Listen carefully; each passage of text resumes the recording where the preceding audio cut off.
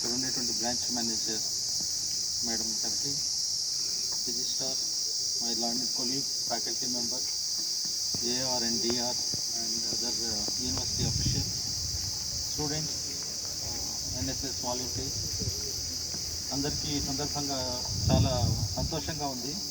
ఎందుకంటే ఇంత భారీ ఎత్తున మనం మొక్కలు నాటడం అనేది ఒక యూనివర్సిటీలో ఒక రికార్డుగా చెప్పుకోవచ్చు. దీనికి సహకరించినటువంటి ఎస్బీఐ వాళ్ళకి మనం చాలా కృతజ్ఞతలు సార్.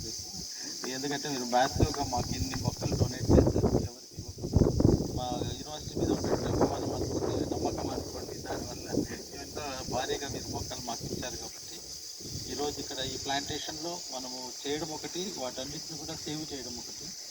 అదేవిధంగా ఈ మోడీ గారు చెప్పినట్లు ఏక్ పేడ్ మాకే నామ్ అనేది ప్రతి ఒక్కరు కూడా తల్లిని స్మరించుకుంటూ ఒక్కొక్క మొక్క తల్లి పేరు మీదుగా మనము నాటడము, దాన్ని సేవ్ చేయడము, దాన్ని బ్రతికించుకోవడము, తల్లిని ఎలా చూసుకుంటామో మొక్కను కూడా అలాగే చూసుకోవాలి అని దానిలో ఉండేటువంటి మీనింగ్ అనమాట.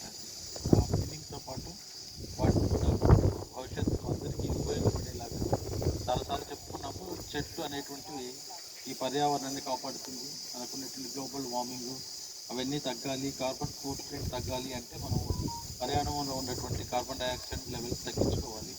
దానికోసం చెట్లు విరివిరిగా నాటడం వల్ల అదంతా కూడా మనకి ఉపయోగపడుతుంది. ఫ్యూచర్లో గ్రీన్ క్యాంపస్గా కూడా మనము కంప్లీట్ చేసుకోవచ్చు. Several awards are there for green campuses, that also we can apply.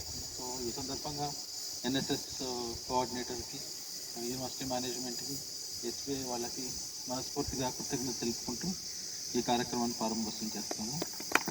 SBI గారిని ఒకసారి మాట్లాడాలి.